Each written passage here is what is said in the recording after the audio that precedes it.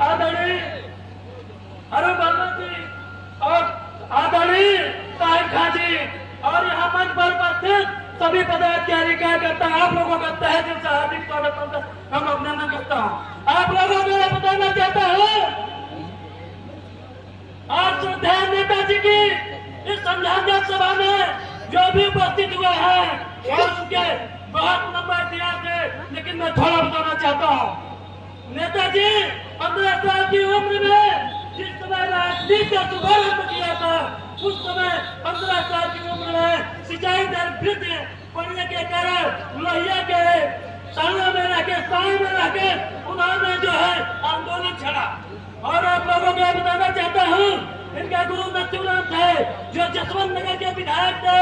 एक दिन आदरणीय नेताजी हम लोगों के बीच में नहीं रहे, लेकिन उन्होंने एक कुश्ती लगी थी जिसमें नथु सिंह कुश्ती का आम भूमिका जिम्मेदार किरदार निभा रहे थे। नेताजी ने अपने से ज्यादा ताकतवर पहलवान को सिकंदर में लगा चित कर दिए। उसी समय नेताजी की निगाहें नथु पर पड़ी और नथु की नेता पर पड़ी। उसके बाद उन्होंने लोहिया के संरक्षण में रहते हुए उन्होंने मिलाने का काम किया नथु जी ने। और 1967 में पहली बार नथु जी ने जसवंत नगर सीट से गुलाम सिंह यादव ने विधायक बने और 1977 में सहकारिता मंत्री बने। 1992 में उन्होंने समाजवादी पार्टी की स्थापना की।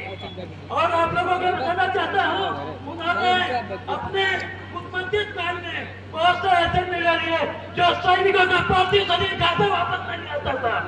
उन्होंने कानून बना के जो जिसकी चौथी आती थी उसको जो है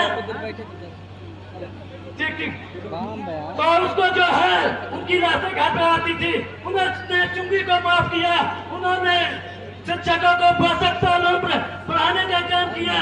और मैं क्योंकि समय बहुत कम है इस चीज को ध्यान में रखते हुए मैं नेताजी की संज्ञान सभा में एक बार तहे दिल से अपने कार्यकर्ताओं संगठन के पदाधिकारियों ब्लॉक अध्यक्ष जोनल अध्यक्ष और मंच पर सभी प्रदेश के जितने भी प्रदेश अध्यक्ष जिला अध्यक्ष विधायकगण संप्रांतगण तहे दिल से आप लोगों का हार्दिक स्वागत अभिनंदन करता हूँ। इसी के साथ मैं अपनी बारी को विराम देता हूँ। नेताजी अमर रहे। धन्यवाद।